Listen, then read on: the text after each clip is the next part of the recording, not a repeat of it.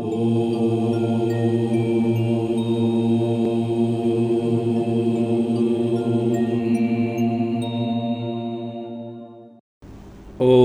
પરબ્રહ્મણે નમઃ.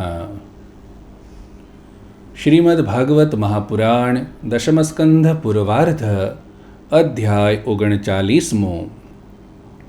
શ્રી શુકદેવજી કહે છે, ભગવાન શ્રી કૃષ્ણ અને બલરામજીએ અક્રૂરજીનું સારી રીતે સન્માન કર્યું. તેઓ આરામથી પલંગ પર બેસી ગયા. તેમણે રસ્તામાં જે અભિલાષાઓ કરી હતી તે બધી પૂરી થઈ ગઈ. હે પરીક્ષિત, લક્ષ્મીજીના આશ્રયસ્થાન ભગવાન શ્રી કૃષ્ણ પ્રસન્ન થાય ત્યારે એવી કઈ વસ્તુ છે જે પ્રાપ્ત ન થઈ શકે? છતાં ભગવાનના પરમપ્રેમી ભક્તો કોઈ પણ વસ્તુની કામના કરતા નથી. દેવકીનંદન ભગવાન શ્રી કૃષ્ણે સાયંકાળનું ભોજન કર્યા પછી અક્રૂરજીની પાસે જઈને પોતાના સ્વજન સંબંધીઓ સાથે કંસના વ્યવહાર અને તેના આગામી કાર્યક્રમ વિશે પૂછ્યું. ભગવાન શ્રી કૃષ્ણે કહ્યું, કાકાજી, આપ બહુ જ શુદ્ધ હૃદયી છો. આપને રસ્તામાં કોઈ કષ્ટ તો નથી થયું ને? સ્વાગત છે. હું આપના માટે મંગલ કામના કરું છું. મથુરાના અમારા આત્મીય મિત્રો, કુટુંબીઓ તથા બીજા બધા સંબંધીઓ કુશળ અને સ્વસ્થ તો છે ને? અમારો નામમાત્રનો મામો કંસ તો આપણા કુળ માટે એક ભયંકર વ્યાધિરૂપ છે. જ્યાં સુધી તેની ચઢતીના દિવસો છે ત્યાં સુધી અમે પોતાના કુટુંબીઓ અને તેમના બાલબચ્ચાનું કુશળ મંગળ શું પૂછીએ? કાકાજી, અમારા માટે એ ઘણા જ દુઃખની વાત છે કે મારા જ કારણે મારા નિર્દોષ અને સદાચારી માતા પિતાને અનેક પ્રકારની યાતનાઓ સહેવી પડી, જાત જાતના દુઃખો વેઠવા પડ્યા. વધારે તો શું કહું, મારા જ કારણે હાથકડી પહેરાવીને બાંધીને તેમને જેલમાં નાખી દીધા અને મારા જ કારણે તેમના બાળકોને પણ મારી નાખ્યા. હું ઘણા દિવસથી ઈચ્છતો હતો કે તમારામાંથી કોઈને કોઈ મને મળે. ઘણા સૌભાગ્યની વાત છે કે આજે મારી તે અભિલાષા પૂરી થઈ. સૌમ્ય સ્વભાવવાળા કાકાજી, હવે તમે કૃપા કરીને જણાવો કે આપનું શુભ આગમન કયા કારણે થયું છે? શુકદેવજી કહે છે, હે પરીક્ષિત, જ્યારે ભગવાન શ્રી કૃષ્ણે અક્રૂરજીને આ પ્રમાણે પ્રશ્ન કર્યો ત્યારે તેમણે જણાવ્યું કે કંસ તો બધા યદુવંશીઓની સાથે ઘોર શત્રુતા રાખે છે. તે વસુદેવજીને મારી નાખવાનો પણ પ્રયત્ન કરી ચૂક્યો છે.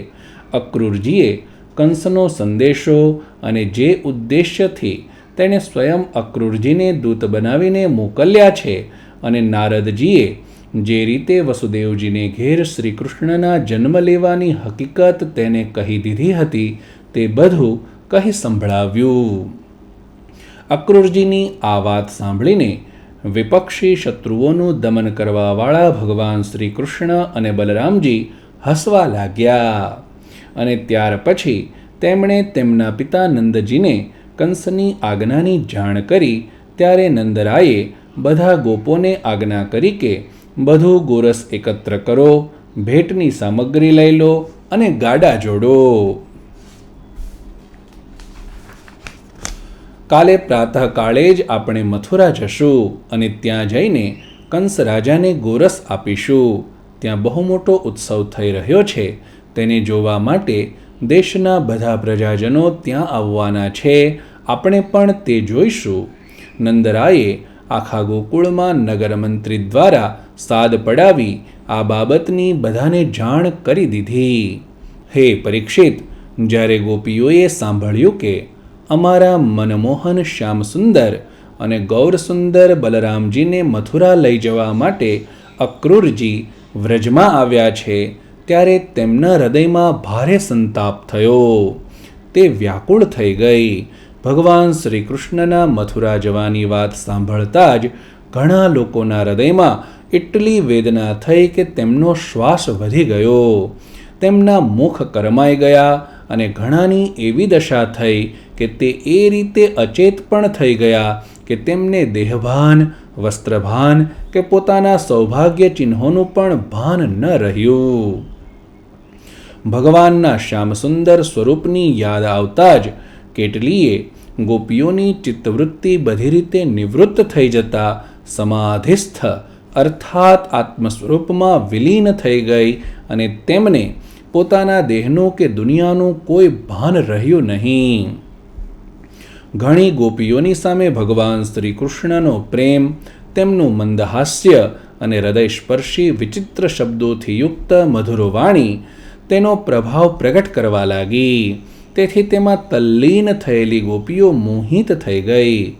ગોપીઓ મનમાં જ ભગવાનની મધુર લટવાળી ચાલ, મધુર ચેષ્ટા, સ્નેહાળ સ્મિતહાસ્ય, મધુર અવલોકન, તમામ શોકની નિવૃત્તિ કરનારા હાસ્ય વચનો અને શ્રી કૃષ્ણના સ્વચ્છંદ ચરિત્રોનું ચિંતન કરતી સર્વ વ્રજનારીઓ વિરહના ભયથી દીન રાક બની ગઈ. કારણ કે તેમણે તેમનું હૃદય, તેમનું જીવન સર્વસ્વ ભગવાન પર ન્યોછાવર કરી દીધું હતું. તેમની આંખોમાંથી આંસુ વહી રહ્યા હતા. તેઓ ટોળે વળીને આ પ્રમાણે કહેવા લાગી. ગોપીઓએ કહ્યું, હે વિધાતા, કેટલા દુઃખની વાત છે કે તમારા હૃદયમાં દયાનો છાંટો પણ નથી.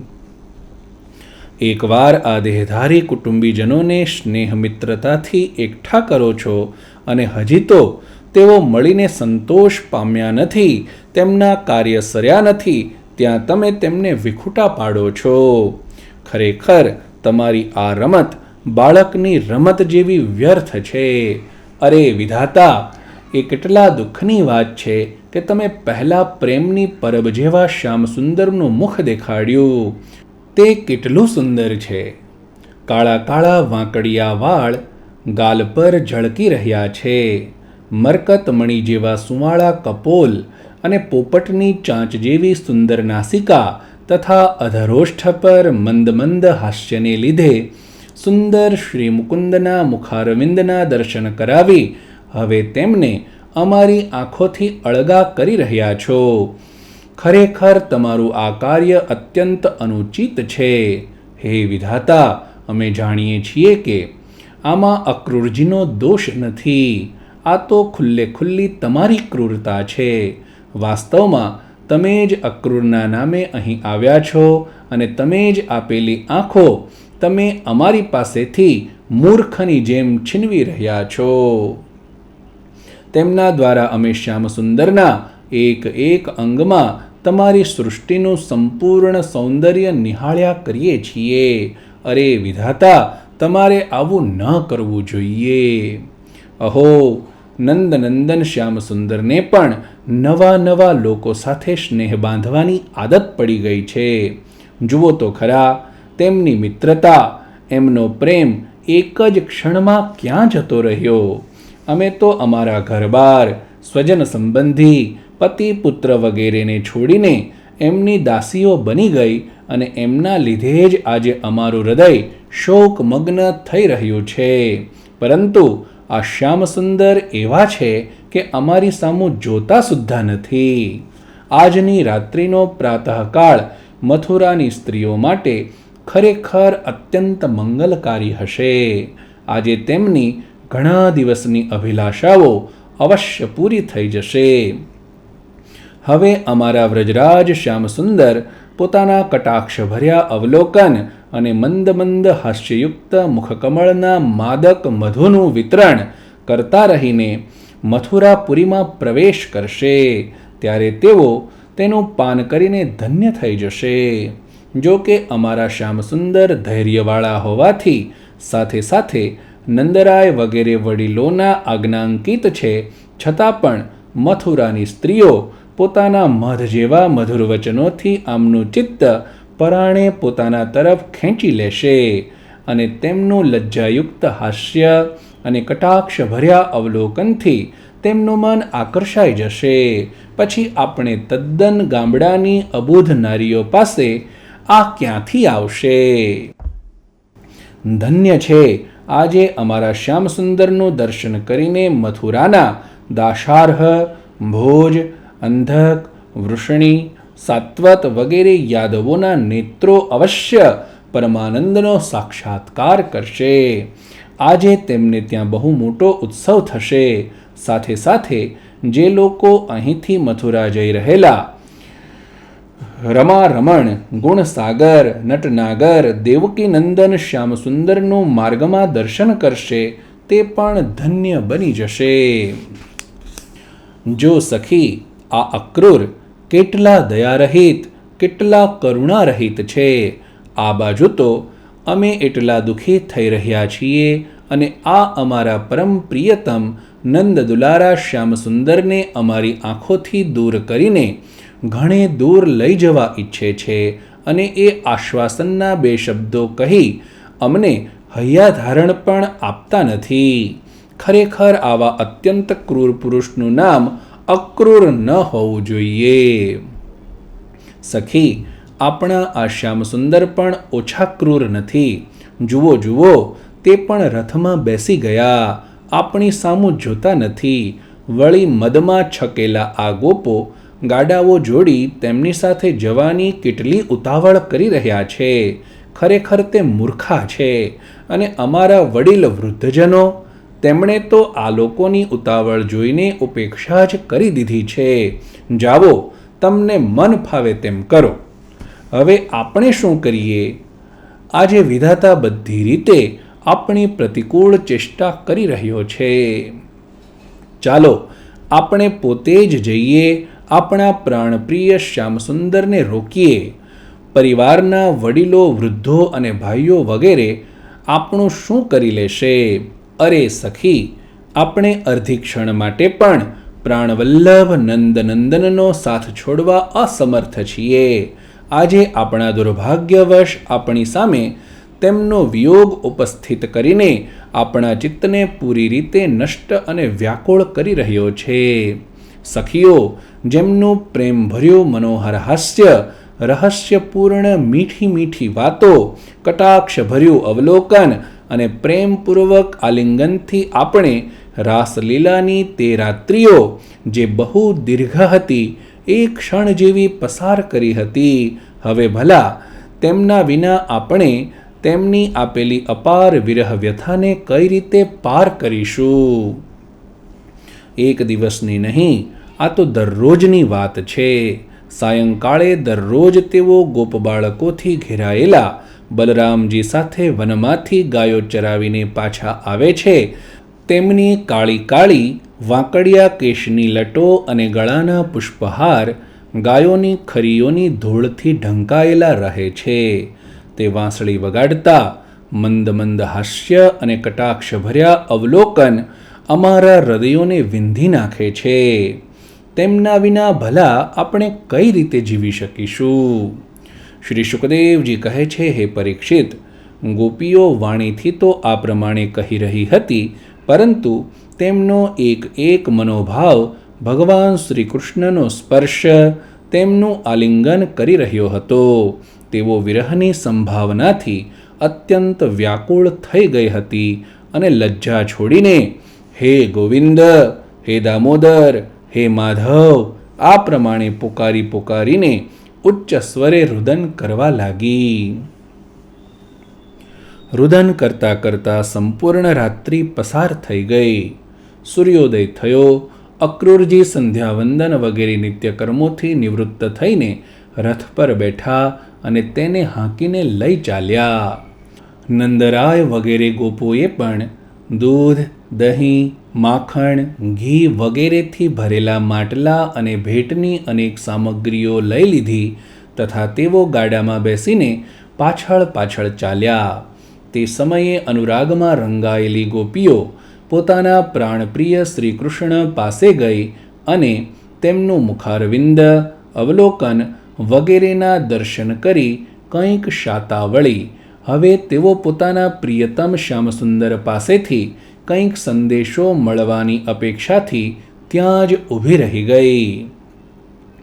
યાદવ શિરોમણી ભગવાન શ્રી કૃષ્ણે જોયું કે મારા મથુરા જવાથી ગોપીઓના હૃદયમાં તીવ્ર વેદના થઈ રહી છે, તેઓ સંતપ્ત થઈ રહી છે, ત્યારે તેમણે હું આવીશ એવો દૂત દ્વારા સંદેશો કહેવડાવીને તેમને શાંત કરી. ગોપીઓને જ્યાં સુધી રથની ધજા અને રથના પૈડાથી ઉડતી ધૂળ દેખાતી રહી ત્યાં સુધી તેઓ પૂતળીઓની જેમ ત્યાંને ત્યાં ઊભી રહી. પરંતુ તેમણે પોતાનું ચિત્ત તો મનમોહન પ્રાણવલ્લભ શ્રી કૃષ્ણની સાથે જ મોકલી દીધું હતું. હજી તેમના મનમાં આશા હતી કે કદાચ શ્રી કૃષ્ણ થોડે દૂર જઈને પાછા આવશે, પરંતુ જ્યારે ન આવ્યા ત્યારે તે નિરાશ થઈ ગઈ અને પોતપોતાને ઘેર ચાલી ગઈ. હે પરીક્ષિત, તે રાત દિવસ પોતાના પ્રિય શ્યામ સુંદરની લીલાઓનું ગાન કરીને પોતાનો શોક સંતાપ હળવો કરતી હતી. હે પરીક્ષિત, આ બાજુ ભગવાન શ્રી કૃષ્ણ બલરામજી અને અક્રૂરજીની સાથે વાયુવેગે ચાલતા રથમાં બેસી પાપનાશિની યમુનાજીના કિનારે પહોંચ્યા. ત્યાં આ લોકોએ હાથ મોઢું ધોઈને ઇન્દ્ર નીલમણી જેવું નિર્મળ જળ પીધું. તે પછી બલરામજીની સાથે શ્રી કૃષ્ણ વૃક્ષોની ઘટા પાસે ઊભેલા રથમાં જઈને બેઠા. અક્રૂરજી બંને ભાઈઓને રથમાં બેસાડીને તેમની આજ્ઞા લઈ યમુના કુંડ પર આવીને વિધિપૂર્વક સ્નાન કરવા લાગ્યા. તે કુંડમાં સ્નાન કર્યા પછી તેઓ જળમાં ડૂબકી લગાવીને ગાયત્રી જપ કરવા લાગ્યા. તે વખતે જળમાં અક્રૂરજીએ જોયું કે શ્રી કૃષ્ણ અને બલરામ બંને ભાઈ સાથે બેઠેલા છે. હવે તેમના મનમાં એવી શંકા થઈ કે વસુદેવજીના પુત્રોને તો હું રથમાં બેસાડીને આવ્યો છું, તો પછી તેઓ જળમાં કઈ રીતે આવી ગયા? જ્યારે અહીં છે તો કદાચ રથમાં નહીં હોય. એવું વિચારીને તેમણે માથું બહાર કાઢીને જોયું, પણ તેઓ તે રથમાં પૂર્વવત બેઠેલા જ હતા. તેમણે મેં જે આ બંનેને જળમાં જોયા તે મારો ભ્રમ જ હશે એવું વિચારી ફરી ડૂબકી લગાવી. પરંતુ ફરી તેમણે ત્યાં પણ જોયું કે સાક્ષાત અનંતદેવ શ્રી શેષજી બિરાજેલા છે અને સિદ્ધો, ચારણો, ગંધર્વો અને અસુરો પોતાના મસ્તક નમાવીને તેમની સ્તુતિ કરી રહ્યા છે. શેષજીના 1000 ફણાઓ રૂપી મસ્તકો છે અને પ્રત્યેક ફણા પર મુગટ ધારણ કરેલો છે. કમળનાળ જેવા ઉજ્જવળ શરીર પર નીલાંબર ધારણ કરવાથી જાણે 1000 શિખરોવાળા શ્વેતગિરી કૈલાસ જેવા શોભતા હતા. અક્રૂરજીએ જોયું કે શેષજીના ખોળામાં શ્યામ મેઘ જેવા ઘનશ્યામ બિરાજેલા છે. તેમણે રેશમી પીતાંબર ધારણ કર્યું છે. ખૂબ જ શાંત ચતુર્ભુજ મૂર્તિ છે. કમળની પાંખડી જેવા લાલ રતુંબડા નેત્ર છે. તેમનું મુખ ખૂબ જ મનોહર અને પ્રસન્નતાનું નિવાસ સ્થાન છે. તેમનું મધુર હાસ્ય અને સુંદર અવલોકન ચિત્તને ચોરી લે છે. ભ્રકુટી સુંદર અને નાસિકા સહેજ ઊંચી તથા અત્યંત સુઘડ છે. સુંદર કાન, કપોલ અને લાલ લાલ અધરોની છટા અનોખી જ છે. ભુજાઓ ઘૂંટણો સુધી લાંબી અને હૃષ્ટપુષ્ટ છે. ખભા ઊંચા અને વક્ષસ્થળ લક્ષ્મીજીનું આશ્રય સ્થાન છે. શંખ જેવો ઘાટીલો ભરાવદાર કંઠ પ્રદેશ, ઊંડી નાભી, 3 રેખાઓ યુક્ત પીપળાના પાન જેવું પાતળું મનોહર ઉદર છે. સ્થૂળ કટિપ્રદેશ અને નિતંબ, હાથીની સૂંઢ જેવી સાથળો, સુંદર ઘૂંટણો અને પિંડીઓ છે. એડીના સાંધાનો ભાગ ઉપસેલો છે. લાલ લાલ નખોની દિવ્ય જ્યોતિર્મય કિરણો ફેલાઈ રહી છે. ચરણકમળની આંગળીઓ અને અંગૂઠા નવીન અને કોમળ પાંખડીઓ જેવા શોભતા હતા.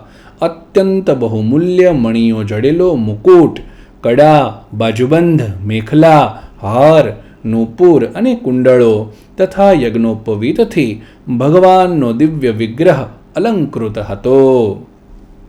એક હાથમાં પદ્મ શોભી રહ્યું હતું અને બાકીના 3 હાથોમાં શંખ, ચક્ર અને ગદા. વક્ષસ્થળ પર શ્રીવત્સનું ચિહ્ન, ગળામાં કૌસ્તુભમણી અને વનમાળા લટકી રહી હતી. નંદ સુનંદ વગેરે પાર્ષદો પોતાના સ્વામી સનકાદિ પરમ ઋષિઓ, પરબ્રહ્મ, બ્રહ્મા, મહાદેવ વગેરે દેવતાઓ, સર્વેશ્વર, મરીચી વગેરે નવ બ્રાહ્મણો, પ્રજાપતિ અને પ્રહલાદ, નારદ વગેરે ભગવાનના પરમ પ્રેમી ભક્તો તથા 8 વસુઓ પોતાના પરમ પ્રિયતમ ભગવાન સમજીને ભિન્ન ભિન્ન ભાવો અનુસાર નિર્દોષ વેદવાણીથી ભગવાનની સ્તુતિ કરી રહ્યા છે. સાથે જ લક્ષ્મી, પુષ્ટિ, સરસ્વતી, કાંતિ, કીર્તિ અને તુષ્ટિ, ઈલા, ઉર્જા, વિદ્યા, અવિદ્યા, આહ્લાદિની, સંવિત અને માયા વગેરે શક્તિઓ મૂર્તિમાન થઈને તેમની સેવા કરી રહી છે. ભગવાનની આ ઝાંખી નિરખીને અક્રૂરજીનું હૃદય પરમાનંદથી તરબોળ થઈ ગયું. તેમને પરમ ભક્તિ પ્રાપ્ત થઈ ગઈ. આખું શરીર હર્ષથી રોમાંચિત થઈ ગયું. પ્રેમનો ઉભરો આવવાથી નેત્રોમાં આંસુ છલકાઈ ગયા. હવે અક્રૂરજીએ પોતાની હિંમત ભેગી કરીને ભગવાનના ચરણોમાં મસ્તક મૂકીને પ્રણામ કર્યા અને તેઓ ત્યાર પછી હાથ જોડીને બહુ જ સાવધાનીથી ધીરે ધીરે ગદગદ કંઠે ભગવાનની સ્તુતિ કરવા લાગ્યા. આ પ્રમાણે દશમ સ્કંધના પૂર્વાર્ધ અંતર્ગત અક્રૂરજીના પ્રત્યાગમનમાંનો 39મો અધ્યાય સમાપ્ત.